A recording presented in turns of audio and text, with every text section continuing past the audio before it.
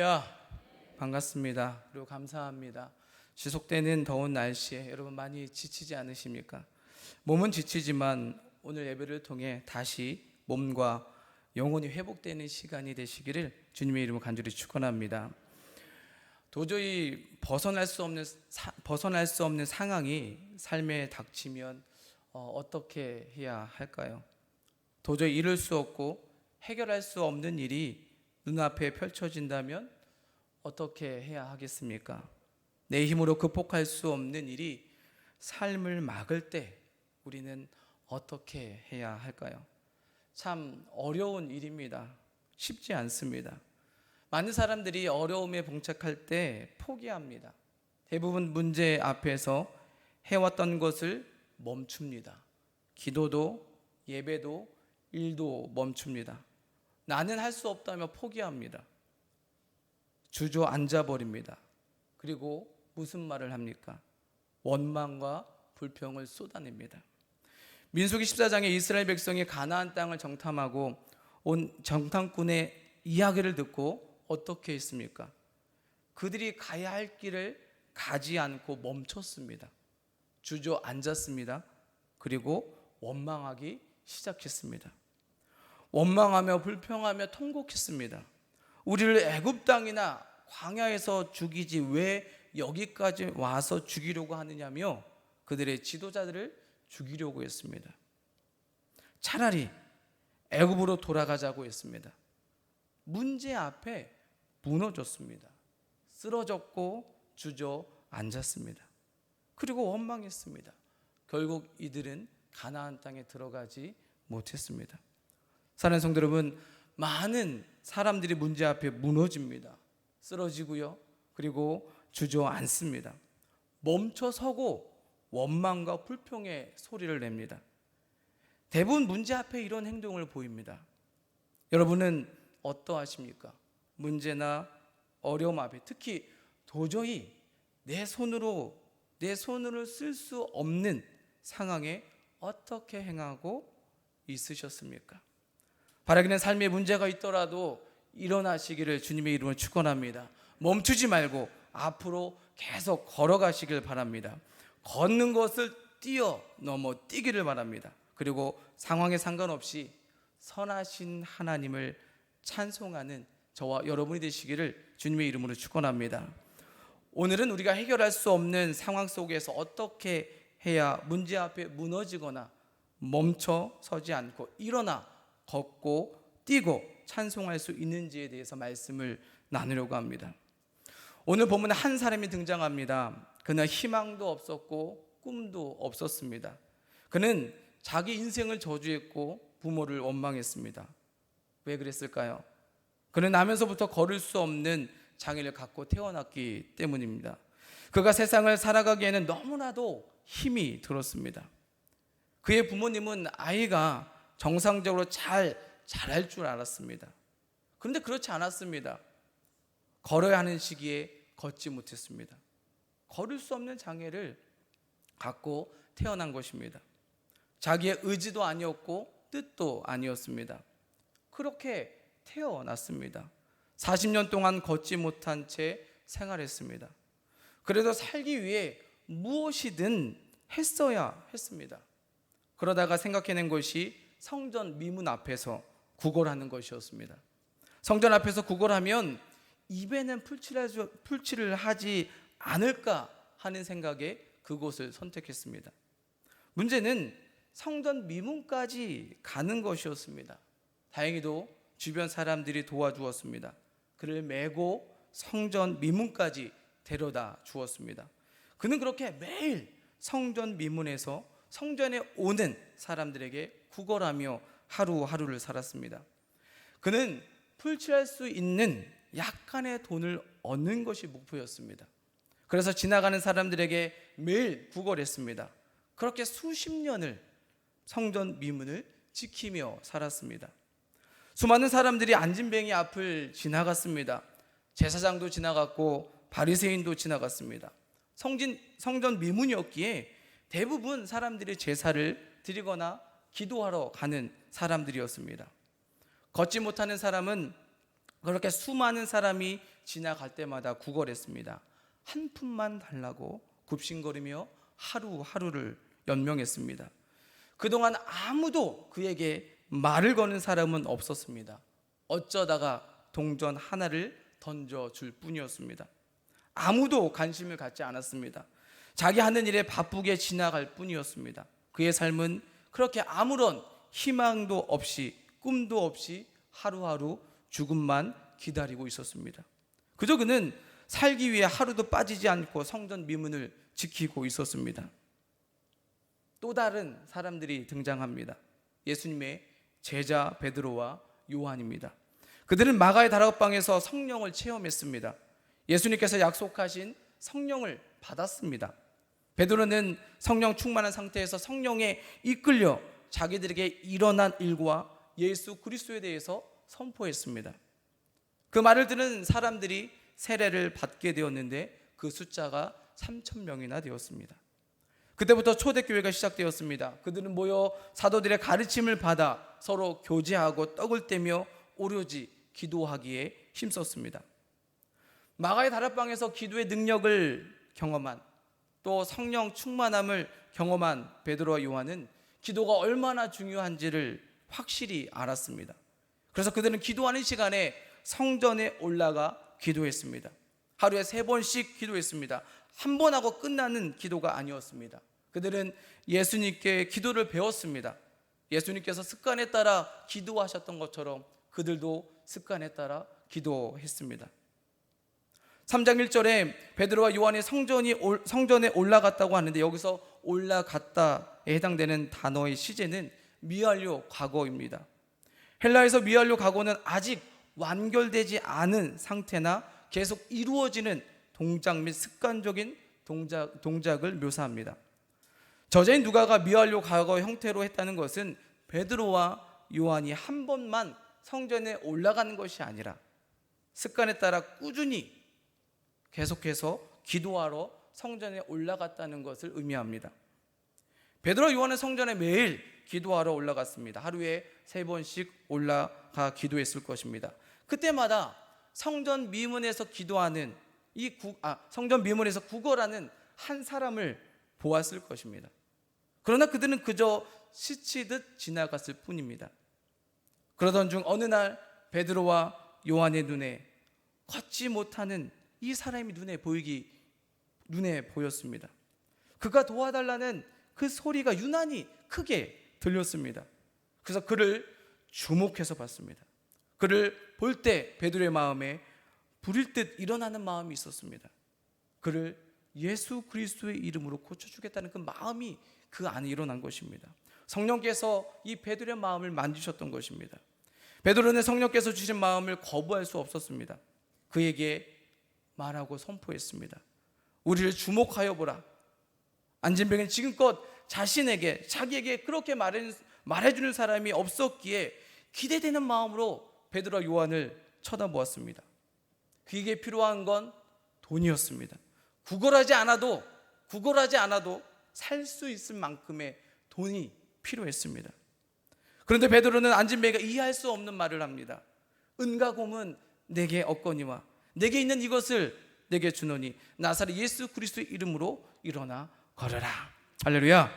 베드로는 선포하며 그의 손을 잡아 일으켰습니다. 그 순간 발과 발목에 힘이 생겼습니다. 주저앉아만 있던 그는 일어났습니다. 그리고 걷기도 하고 뛰기도 했습니다. 자신을 고쳐주신 그 하나님을 찬양했습니다. 여러분, 이것이 얼마나 놀라운 광경입니까? 안진뱅이만 놀라지 않았습니다. 성전 미문에 수십 년 동안 안진뱅이로 구걸했던 자였습니다. 얼마나 많은 사람들이 그를 보았겠습니까? 얼마나 많은 사람들이 그를 알았겠습니까? 그를 알고 있는 모든 사람들이 그에게 일어난 일들을 보고 놀랍게 여겼습니다. 희망이 없던 그에게 희망이 생겼습니다. 평생 구걸만 하며 살 줄 알았는데 이제는 구걸하지 않고 다른 무언가가 할 수 있는 기회가 열렸습니다. 하나님께서 그를 고쳐주셨기 때문입니다.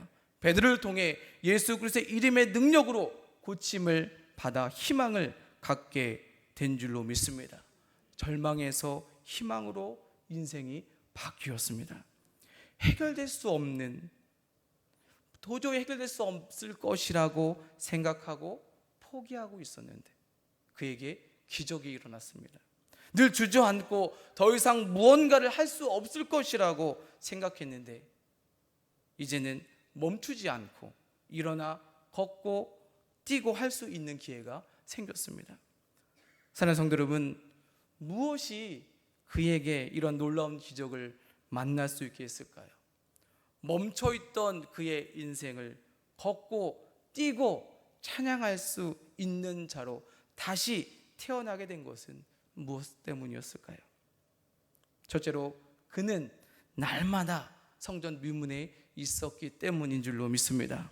2절 말씀을 보겠습니다. 2절 말씀이 이렇게 말씀합니다. 나면서 못 걷게 된 이를 사람들이 메고 오니 이는 성전에 들어가는 사람들에게 구걸하기 위하여 날마다 미문이라는 성전문에 두는 자라. 우리는 여기서 중요한 것 하나를 찾을 수가 있습니다. 타이든 자이든 그는 날마다 성전 미문에 있었다는 것입니다. 그는 사람들의 도움을 받아서 날마다 성전 미문에 있었습니다.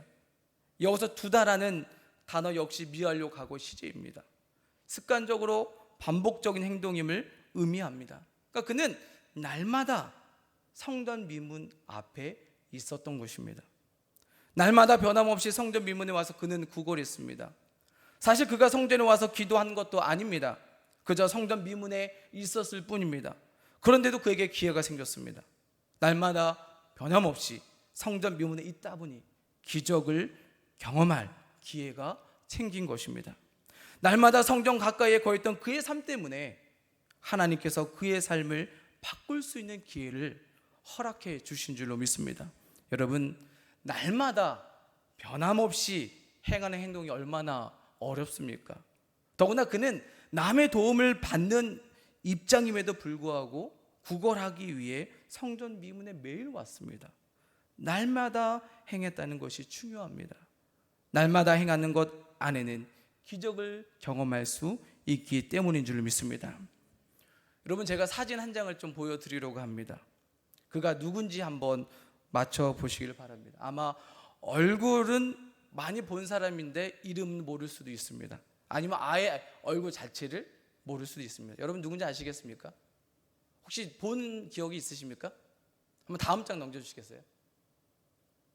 네. 왜 오수재인가? 이 드라마에 나왔던 장면입니다. 또 다음 장면 보내주세요. 이거 기상청 사람들에 나왔던 장면이고요. 네, 이분은 배우 남정우라는 사람입니다. 그는 요즘 여러 드라마의 조연으로 잠깐 등장하는 인물입니다. 지금 출연하고 있는 드라마는 아까 왜 오수재인가, 또 이상한 변호사 우영우라는 드라마에 잠깐 등장하고 있습니다. 그는 감리교 신학대학교 01학번입니다. 저와 동기입니다. 네, 친하지 않지만 같이 배구도 하고요. 또 이 친구가 첫 작품이었던 지하철 1호선이라는 그 뮤지컬도 가서 보았던 적이 있습니다. 한 딱 그 정도의 관계입니다. 이 친구는 무명 시절에 세계적인 거장 마틴 스콜세지 감독이 만들려고 할리우드의 유명한 배우 리암 니슨을 주연으로 한 영화 사일런스에 출연한 걸로 인지도가 조금 높아졌습니다. 그는 신학교 연극부 시절 첫 무대작인 엔더 슈사크의 침묵을 잊지 못해 신학교에 갔지만 배우의 길을 걷게 됩니다. 어느 날 침묵을 토대로 만든 영화 사일런스가 제작된다는 소식을 듣고 2013년도에 무작정 뉴욕의 마틴 스콜세지 감독을 만나기 위해 떠납니다. 사무실에 찾아갔지만 번번이 만남에 실패했습니다. 그러다가 2015년 사일런스의 촬영이 시작된다는 소식을 접하고 대만 로케이션 현장을 찾았고 오디션을 보게 될 때까지 매일 하루도 빠지지 않고 피켓을 들고 서 있었습니다. 피켓 든 장면 한번 보여주시겠습니까? 예. 이렇게 매일매일 그 대만 로케이션 현장에서 이 피켓 사진을 들고 서 있었습니다. 그를 궁일이 여긴 스텝이 감독에게 이야기해서 기회를 얻어 감독을 만나게 되었습니다. 오디션을 보고 당당하게 이 사일런스 영화에 스스로 출연하게 됩니다. 근데 여러분, 그의 분량은 약 5초에서 10초였습니다. 그를 아는 사람, 등장했구나 할 정도로 아는 분량이었습니다. 그는 그것을 위해서 14년을 기다렸고요. 매일매일 대만 그 현장에서 매일매일 하루도 빠짐없이 이 피켓을 들고 서 있었다라는 것입니다. 그는 날마다 나갔습니다. 그랬더니 그에게 기회가 주어졌습니다. 오늘의 수고가 있어야 내일도 있는 것입니다. 여러분, 그럼 저와 여러분은 어디에 있어야 하겠습니까? 어떤 문제가 생겼을 때, 막막할 때, 자신의 힘으로, 내 힘으로 할 수 없는 일이 생겼을 때, 어쩌면 기도도 할 수 없는 그러한 상황 속에 있을 때, 모든 것이 멈춰 있는 상황에 여러분, 저와 여러분이 있어야 할 곳이 어디겠습니까? 여러분, 무엇을 하지 않아도 좋습니다. 그저 날마다 성전에 와서 하나님께 인사만이라도 하시기를 바랍니다. 여기서 중요한 것은 매일매일입니다. 매일매일 멈추지 않고 날마다 교회에 오는 것입니다. 그렇게 반복되는 삶을 살 때 하나님의 일하심을 경험하게 될 줄로 믿습니다. 어떤 분은 어려움이 생기면 모든 것을 멈춥니다. 더 성전에 나와야 되는데 성전에 나오는 횟수를 줄입니다. 멈춰서서 일어나지 않습니다. 생각이 너무 많습니다. 주저앉습니다. 그저 원망할 뿐 움직이지 않습니다. 그럼 회복 불가입니다. 여러분, 혹여나 여러분 주변에 그런 분이 계시다면 안진뱅이를 메고 성전에 두고 간 사람들의 역할을 저와 여러분이 감당해 주시기를 바랍니다. 그가 매일 성전에 나올 수 있도록 여러분들이 데리고 나오시기를 바랍니다. 여러분, 예배 집중 못해도 괜찮습니다. 나와서 기도 못해도 괜찮습니다. 그저 데리고 나오십시오. 그 자리에 있게 하십시오. 그럼 하나님께서 회복할 기회를 주실 줄로 믿습니다. 사랑하는 성도 여러분, 우리에게 매일 반복되는 삶이 중요합니다. 그것도 성전에 오는 반복이 중요합니다. 날마다 성전 미문에 앉아 있었던 이 안진뱅이는 성전 미문에 있었다는 그 이유로, 날마다 있었다는 이유로 문제를 해결받았습니다. 그저 성전 미문에 매일매일 날마다 있었을 뿐입니다. 여러분, 반복된 삶이 참 중요합니다. 오늘부터라도 매일매일 성전에 와서 얼굴 도장이라도 찍고 가시기를 바랍니다. 날마다 성전에 오는 반복된 삶을 살아갈 때 우리 삶 가운데 놀라운 회복과 기적의 역사가 일어나게 될 줄로 믿습니다. 둘째로, 수많은 소리 중에 꼭 들어야 하는 소리를 들었기 때문인 줄로 믿습니다. 6절 말씀 함께 읽어보겠습니다. 6절 말씀입니다. 시작. 베드로가 이르되 은과 금은 내게 없거니와 내게 있는 이것을 내게 주노니 나사렛 예수 그리스도의 이름으로 일어나 걸으라 하고. 아멘. 베드로는 그에게 말했습니다. 내게 있는 것은 은과 금이 아니다. 그러나 그것보다 더 중요한 것을 주노니 나사렛 예수 그리스도의 이름으로 일어나 걸으라. 할렐루야. 여러분, 베드로가 외친 소리 중에 무엇이 중요합니까? 베드로가 그에게 주고 싶은 것은 무엇입니까? 나사렛 예수 그리스도의 이름으로 일어나 걸으라입니다. 그런데 여러분, 안진뱅이가 듣고 싶었던 소리가 무엇입니까? 내가 은과 금을 주겠다라는 소리였습니다. 주고 싶은 것과 받고 싶은 것이 달랐습니다. 베드로는 근본적인 문제를 해결해 주기를 원했습니다. 예수님의 이름으로 고칠 수 없었던 병을 고쳐주고 싶었습니다. 그런데 이 안진뱅이는 다른 것을 원했습니다. 다른 소리를 듣고 싶었습니다. 여러분, 우리는 매일매일 수많은 소리를 듣습니다. 수많은 소리 중에 우리가 듣고 싶은 소리를 듣는 것이 아니라 들어야 할 소리를 들어야 한다는 것입니다. 그런데 많은 사람들이 자신이 듣고 싶은 소리만 듣습니다. 정말 나에게 중요한 소리는 듣지 않습니다. 그래서 무너지고 쓰러지고 멈추고 원망하는 것일지도 모릅니다. 많은 남편들이, 대부분의 남편들이 하는 행동들이 있습니다. TV를 보고 있을 때 옆에서 아내가 하루에 있었던 일들을 이렇게 이야기합니다. 그런 남편은 대답하죠. 그래서 그랬구나. 근데 눈은 어디에 있습니까? 예, TV에 있습니다. TV만 보고 있습니다. 아내와 눈도 마주치지 않습니다. 대답만 할 뿐입니다. 그럼 아내가 뭐라고 소리칩니까? 여러분 항상 하는 소리 있으시잖아요. 내 말 듣고 있는 거야. 여러분 안 하십니까? 네, 하실 거라 믿습니다. 네, 왜 내 말은 듣지 않는 거야? 라고 소리칩니다. 그런데 남편은 여전히 상황 파악을 하지 못합니다. 듣고 있다니까. 결국 화가 난 아내는 TV를 끄거나 소리를 지르고 나갑니다. 저희 집에 종종 있는 이야기입니다. 남자는 한 번에 두 가지를 못합니다. 하나에 집중했으면 다른 하나는 듣지 못합니다. 여러분 그런데 애들은 아닙니다. 애들은 참 대단합니다.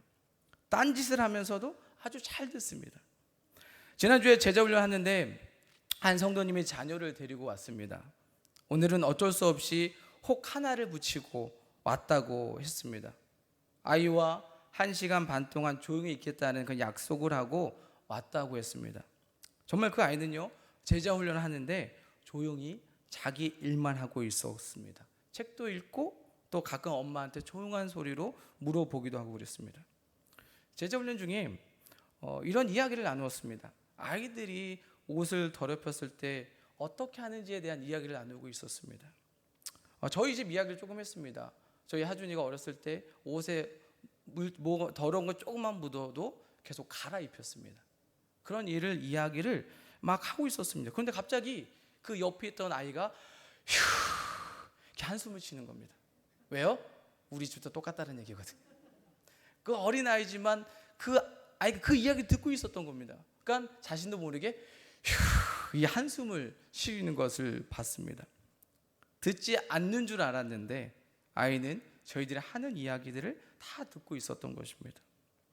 요즘 우리는 설교의 홍수 시대에 살고 있습니다. 많은 말씀을 인터넷에서 찾아 들을 수가 있습니다. 그런데 여러분 수많은 말씀 가운데 내가 들어야 할 말씀을 여러분 잘 듣고 계십니까? 혹시 내가 듣고 싶은 말씀만 듣고 있지는 않습니까? 우리가 말씀 가운데 들어야 할 소리는 나를 변화시키는 소리인 줄로 믿습니다. 안진뱅이는 은과 금을 준다는 소리를 듣고 싶었지만 그가 그 소리를 듣고 싶었지만 그가 들어야 할 소리는 그게 아니었습니다. 어떤 소리였습니까? 예수 그리스도의 이름으로 일어나 걸어라. 이 소리였던 것입니다. 그를 변화시키는 소리였습니다. 저와 여러분은 자신을 변화시킬 소리, 그 말씀을 잘 듣고 계십니까? 프랑스와 페넬롱은 다음과 같이 말했습니다. 하나님은 말씀을 그치지 않으신다. 다만 우리가 바깥 세상의 소음과 내면의 감정의 소음 때문에 듣지 못할 뿐이다. 그분의 형용할 수 없는 음성을 아주 고요한 영혼 전체로 들으려면 세상과 자신의 소음을 모두 가라앉혀야 한다. 귀를 기울여야 한다. 이 고요하고 세미한 음성은 다른 모든 소리를 더는 듣지 않는 사람에게만 들리기 때문이다. 내가 들어야 할 소리를 들어야 더 나은 삶으로 변화될 수가 있습니다. 멈춰 있는 삶에서 주저앉아 쓰러져 있는 상황에서 일어나 다시 걷고 뛸 수 있는 삶을 살아갈 수가 있습니다. 그러기 위해서는 세상과 자신의 소음을 모두 가라앉혀야 합니다. 그리고 귀를 기울여야 하는 것입니다. 말씀을 들을 때 그래야 합니다. 외부 소리와 내부 소리 모두 음소거가 돼야 됩니다. 그리고 하나님께서 나에게 주시고자 하시는 중요한 소리에만 집중해야 합니다. 그래야 나에게 변화의 능력이 나타나는 것입니다. 여러분 믿음은 들음에서 난다고 하지 않았습니까? 나를 변화시키는 말씀을 잘 들을 때에 우리의 삶 가운데 놀라운 변화가 일어나게 될 줄로 믿습니다. 그럼 여러분 듣는다는 것이 무엇일까요? 소리를 들었다고 듣는 것일까요? 아닙니다. 여기서 듣는다는 것은 소리를 듣는다는 의미가 아니라 깨닫는 것이고 행동의 변화가 일어났다라는 것입니다. 베드로가 예수 이름으로 일어나 걸으라 이 소리를 안진뱅이가 들었습니다. 그리고 베드로가 손을 잡고 일으켜 세웠습니다. 그랬더니 그는 일어나 걷기도 하고 뜨기도 했습니다. 그동안 하지 못했던 삶의 변화가 일어났습니다. 결국 듣는다는 것은 변화가 일어난다는 말씀인 줄로 믿습니다. 한근태의 고수의 질문법이라는 책에서 변화에 대해서 다음과 같이 설명합니다. 변화란 무엇인가? 한자로 변할 변자는 말 이을 연과 칠복이 합쳐진 글자다. 즉 같은 말을 계속 반복하면서 때려야 한다는 것이다. 그만큼 변화가 쉽지 않다는 것이다. 내가 생각하는 변화의 정의는 간절히 원하는 것을 얻기 위하여 큰 고통을 감내하고 새로운 습관을 만드는 것이다. 핵심은 세 가지다. 원하는 것, 고통 감내, 새로운 습관이다. 이 중 하나라도 빠지면 변화는 일어나지 않는다. 여러분, 그렇습니다. 변화는 쉽지 않습니다. 말씀을 듣고 변화되는 것도 마찬가지로 어렵습니다. 먼저 나에게 주신 말씀대로 살고자 하는 간절함이 있어야 됩니다. 그것을 이루기 위한 고통의 감내도 있어야 합니다. 새로운 신앙 습관을 가져야 합니다. 여기에 신앙인에게 정말 중요한 한 가지가 있습니다. 성령의 기름 부음이 있어야 될 줄로 믿습니다. 성령이 인도해 주셔야만 삶의 변화가 일어날 수 있는 것입니다. 사랑하는 성도 여러분, 하나님께서 저와 여러분에게 하시는 말씀을 듣고 깨닫기를 바랍니다. 나에게 주시는 말씀, 레마의 말씀이 들리기를 바랍니다. 그러기 위해서 주변 소리와 내면의 소리는 음소거하고 하나님이 나에게 주시는 소리에만 집중하기를 바랍니다. 그리고 주신 말씀이 내 삶의 변화를 일으킬 수 있도록 성령을 간절히 구하시는 저와 여러분 되시기를 주님의 이름으로 간절히 축원합니다. 셋째로, 하나님의 때가 찼기 때문인 줄로 믿습니다. 오늘 본문에 일어난 기적은 하나님의 때가 찼기 때문에 일어난 사건입니다. 성전 미문에서 구걸하는 안진뱅이는 날마다 구걸했습니다. 그리고 베드로와 요한 역시도 습관에 따라 날마다 성전에 기도하러 올라갔습니다. 그것도 하루에 3번씩 올라갔을 것입니다. 그럼 하루에 3번씩 이 제자들과 안진뱅이는 만났을 것입니다. 근데 그동안은 아무런 일이 일어나지 않았습니다. 베드로와 요한의 눈에 안진뱅이가 보이지 않았고 안진뱅이 역시도 베드로와 요한이 보이지 않았습니다. 그들에게 서로 그저 스쳐 지나가는 한 사람일 뿐이었습니다. 그랬던 그들이 어느 시점에 오늘 본문에서 서로에게 관심을 갖기 시작합니다. 안진뱅이는 베드로와 요한을 향해 구걸하였고 베드로와 요한은 구걸하는 안진뱅이를 주목하여 보았습니다. 그리고 오늘의 기적이 그들에게 임하게 되었습니다. 이것이 우리에게 무엇을 말해주는 것입니까? 하나님의 주권이 있었다라는 것을 말해줍니다. 하나님의 전적인 은혜임을 말하고 있습니다. 그리고 어떤 사건에는 반드시 하나님의 때가 있다는 것을 우리에게 알려주고 있는 줄로 믿습니다. 저와 여러분의 인생에는 하나님의 때가 있습니다. 내가 간절히 원해도 하나님의 때가 아니면 계속 기다려야 합니다. 성전 미문에 있던 안진뱅이에게 하나님의 때는 40년이었습니다. 정말 긴 시간입니다. 하나님의 시간이 되니 하나님께서 만남을 주셨고 그 만남을 통해 기적을 행하신 줄로 믿습니다. 여러분, 그리스도인의 인생에는 우연이 없습니다. 모두가 하나님의 계획 아래에 있습니다. 저와 여러분이 이 사실을 믿는다면 전능하신 하나님을 신뢰하고 자신의 인생을 하나님 앞에 맡겨야 될 줄로 믿습니다. 그런데 삶의 어려움이 찾아왔을 때 하나님의 때를 기다린다는 건 참 쉽지 않아서가 문제입니다. 어느 때까지 기다려야 하는지 모르기 때문입니다. 간절히 기도하는데 내 삶의 변화는 조금도 없을 때가 가장 힘이 듭니다. 어려움이 떠나가길 원하는데 쉽게 사라지지 않습니다. 문제가 해결되길 원하는데 더 큰 문제가 눈앞에 있습니다. 그럴 때 믿음이 흔들립니다. 그래서 기도하다가 포기합니다. 어떤 시사님이 이런 말씀을 하셨습니다. 나는 기도해도 응답이 없어요. 다른 사람은 기도하면 바로 응답받는데 나는 아무런 응답이 없어요. 그래서 기도하고 싶지 않아요. 그 말을 들은 어떤 권사님이 자기가 들었던 어느 목사님의 간증을 이야기해 주셨습니다. 찾아보니 고한영 목사님의 책 하나님은 하나님이신 것을에 나오는 신앙 에세이 내용 중에 일부였습니다. 내용은 이렇습니다. 한 천사가 손에 잔이 들려 있었습니다. 그 잔에 조금씩 무언가가 차고 있었습니다. 또한 천사가 나를 데리고 어디론가 이끌어 갔습니다. 방에서 어떤 사람이 자녀들을 위해서 기도하고 있었는데 그 기도가 순식간에 무엇인가로 변해서 하늘로 올라가 아까 그 잔 위에 차곡차곡 채워지는 것이었습니다. 그리고 나서 천사가 어느 교회로 나를 데리고 갔습니다. 그곳에는 50대 중반쯤 되는 보이는 여자 한 분이 열심히 기도하고 있었습니다. 그분은 이 교회의 권사님이라고 천사가 일러주었습니다. 오늘이 권사님의 작정기도 100일째가 되는 날이라고 합니다. 권사님의 새벽기도를 마치고 돌아가는 길을 동행하게 되었습니다. 혼잣말로 중얼거리는 권사님의 목소리를 듣게 되었습니다. 오늘이 작정한 지 100일째 되는 날인데 무슨 증표도 없고 효험도 없네. 오늘까지 해보았지만 기도 응답이 안 되는데 그동안 괜히 마음을 졸이며 고생했네. 내가 1년 동안 기도했는데 응답이 안 왔어. 기도해봐도 소용이 없네. 피곤한데 잠이나 더 잘걸. 여지껏 시간만 낭비했어 하고 말하는 것이었습니다. 그 모습을 보여주고 천사가 내 손을 이끌고 하늘로 올라갔습니다.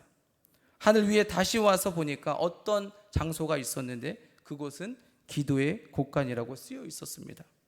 그곳에는 아까 열심히 기도하시던 권사님의 이름 석자가 새겨진 기도잔이 놓여 있었습니다. 권사님의 기도잔 위를 보니까 거의 차서 찰랑찰랑 걸렸습니다. 손끝만 툭 치면 주르르 흘러 넘칠 것 같이 가득 차 있었습니다. 그 잔을 들고 있었던 천사가 그 사람이 조금만 있냐고 기도하면 되는데 하며 무척 안타까워했습니다. 이렇게 기도의 응답 직전에 포기하는 사람이 너무나 많다고 했습니다. 권사님께서 목사님의 간증을 이야기하며 집사님 조금만 더 기도해 보자고, 기도하는 거 포기하지 말자고 하는 이야기를 들었습니다. 여러분, 우리는 하나님의 때를 알지 못합니다. 그래서 도중에 포기하고 원망하고 불평합니다. 어쩌면 다시 기도하지 않겠다는 마음도 갖게 됩니다. 근데 여러분, 우리가 잊지 말아야 할 것은 하나님은 선하시다는 것입니다. 우리 함께 한번 고백해 볼까요? 우리 하나님은 선하십니다. 다시 우리 하나님은 선하십니다. 하나님의 때에 반드시 이루십니다. 할렐루야. 하나님은 우리의 인생을 선한 길로 인도하십니다. 우리가 기도하면 하나님은 응답하십니다. 믿음으로 기도하면 반드시 응답하십니다. 문제는 우리가 하나님의 때가 언제인지, 응답이 언제인지 몰라 기다리지 못해 포기하고 절망하는 것입니다. 사랑하는 성도 여러분, 우리의 기도의 잔이 지금 찰랑찰랑 거리고 있다고 한번 생각해 보십시오. 곧 넘치려고 하는데 여러분 포기하시겠습니까? 조금만 더 기도하면 하나님의 때가 오는데 그만 멈추시겠습니까? 하나님의 때는 반드시 옵니다. 성전 미문에 앉아있을 뿐인데도 하나님의 때가 찾아왔고 결국 거고 뛰고 찬송하는 역사가 일어났습니다. 비록 지금의 삶이 힘들어 멈춰있고 주저앉아있고 모든 것을 포기하고 싶은 상황에 있을지라도 여러분, 기도를 포기하지 않기를 바랍니다. 하나님의 때는 반드시 옵니다. 저와 여러분의 이름이 적힌 기도잔에 기도가 다 차면 반드시 하나님께서 응답하시는 줄로 믿습니다. 포기하지 말고 멈추지 말고 끝까지 하나님의 때를 기다리시기를 바랍니다. 하나님의 때가 차면 반드시 저와 여러분의 삶에 놀라운 기적의 역사가 임하게 될 줄을 믿으시기를 주님의 이름으로 간절히 축원합니다. 사랑하는 성도 여러분, 아무것도 이룰 수 없는 상황이 올 때, 절망이 찾아올 때, 그럼에도 불구하고 날마다 성전으로 나가시길 바랍니다. 내가 들어야 할 말씀, 나를 변화시키는 말씀을 듣기를 바랍니다.